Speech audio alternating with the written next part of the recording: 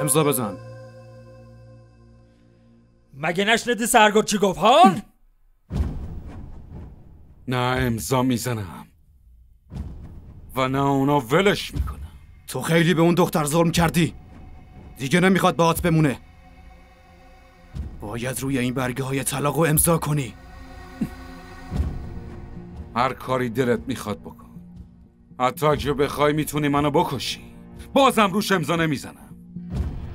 اون زن منه. دوباره با خودم میبرمش مالزی، ببینم کی میتونه مانعم بشه. چرا؟ مگه اون برده توه و خریدیش؟ یا یه شیء بی ارزشه که خریده باشیش؟ اون دختر منه، دخترم. اون دخترتون بود. اون دخترتون بود، ولی الان زن منه. زن من. هیچ دادگاهی تو دنیا و هیچ قانونی تو دنیا نمیتونه اینو دروغ به اثبات برسونه. من با هر کاری کنم هیچ کس نمیتونه مانعم بشه. پرویز. بله قربان. این اینجوری قبول نمیکنه. امشب خیلی خوب ازش پذیرایی کن. براش کم نذار. چشم قربان.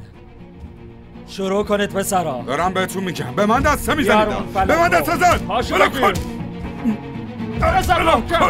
بلم کن. باید امضا کنی. میفهمی؟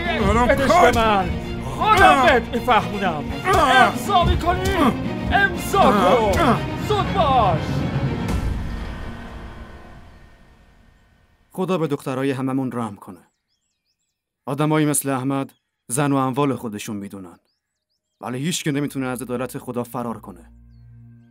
الان باید چیکار کنیم جناب سرکار؟ من این پرونده رو به دادگاه خانواده میفرستم.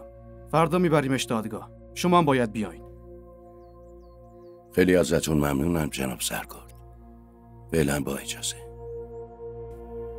خداحافظ. بس کن دخترم، چقدر میخوای گریه کنی؟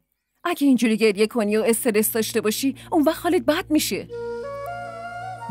آره دخترم، گریه نکن، قوی باش، دعا کن، خدا همه چی رو درست میکنه. مریم حتی تصمیمش رو عوض کرده بود.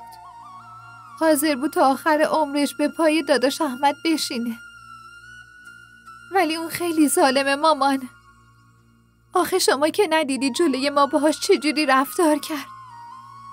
نمیدونم توی مالزی چجوری باهاش رفتار کرده. خدا رو شکر کن که اون صحیح و سالم پیشمون برگشته. دیگه هیچ جا نمیره. رابطش با احمد دیگه تموم شده. دیگه گریه نکن عزیزم، گریه نکن.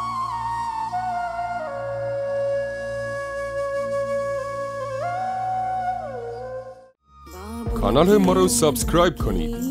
حمایت شما به ما روحیه میده.